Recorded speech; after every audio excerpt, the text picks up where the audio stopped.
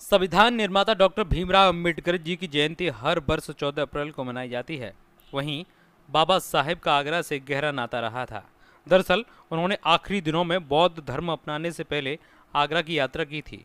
वह 1956 में आगरा आए थे और आगरा के रामलीला मैदान में उन्होंने ऐतिहासिक भाषण भी दिया था। ये मौका था आगरा के रामलीला मैदान में 18 मार्च 1956 को अनुसूचित जाति फेडरेशन के 15वें अधिवेशन में शिरकत करने का, और इसी मैदान में उन्होंने अपना ऐतिहासिक भाषण भी दिया था।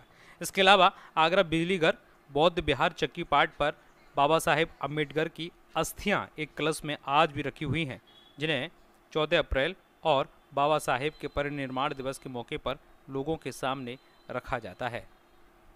आगरा से हरिकांत शर्मा की रिपोर्ट। उसका मूल कारण यह है कि बाबा साहब 2 बार आगरा में आए।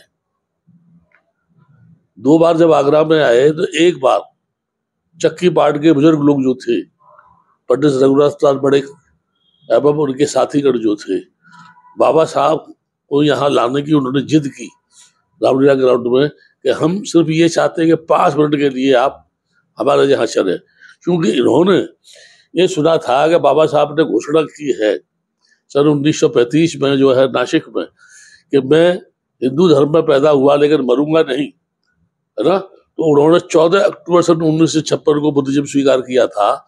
लेकिन उससे पहले महत्वपूर्ण बात यह है कि 18 मार्च 1956 में इस जगह का उन्होंने बुद्ध विहार स्थापित किया। लेकिन ये बुद्ध विहार जो अभी दिखाई देता है, इस बुद्ध विहार से उस स्थापना से कोई संबंध नहीं है।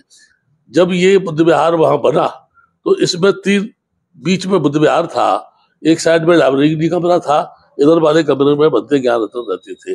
लेकिन बाद में इस विवाद के कारण चलते इस बुद्ध विहार को वहां से तोड़ा गया और ये बुद्ध विहार यहाँ स्थापित किया गया, जिसका गुरशुंगे श्रीलंका के जो कमिश्नर थे उन्होंने इसका उद्घाटन किया। तो मैं ये कह सकता हूँ कि मूलतः जिस बुद्ध विहार की उन्होंने स्थापना की थी वो बुद्ध विहार वो था जो तोड़ दिया गया। लेकिन फिर भी जिस बुद्ध विहार की उन्होंने स्थापना की, ये उसका एक तरीके से ये कह सकते हैं कि उसका रूप है, लेकिन इसको रूपांतर कह सकते हैं हम। ये थोड़ा सा रूपांतर हो गया और ये यहाँ बुद्ध विहार बना। मैं सिर्फ ये कहना चाहता हूँ कि भैया साहब यशवंत राय के यहाँ आ जाने से जब उन्हें ये पता चला कि यहाँ बाबा साहब ने बौद्ध धर्म की दीक्षा ली थी, तो लोगों ने डिमांड की भारतीय बौद्ध महासभा से कि हमको भी बाबा साहब की अस्थियां चाहिए, क्योंकि हमारे यहाँ उनका 2 बार आगमन हुआ। तो वो अस्थियां यहाँ स्थापित की गई और वो अस्थियां जो स्थापित की गई उससे 2 महत्वपूर्ण संबंध है। एक तो भारत के लोग कोने कोने से जो यहाँ आते हैं उनकी अस्थियों का दर्शन करते हैं।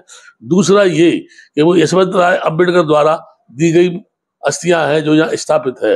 लेकिन अभी भी मेरा ये कहना है कि प्रॉपरली वो ऐसी जगह पर स्थापित की जाए जहां जब भी आदमी आए उनके दर्शन करना चाहे तो दर्शन करें, तो मैं समझूंगा महत्वपूर्ण होगा।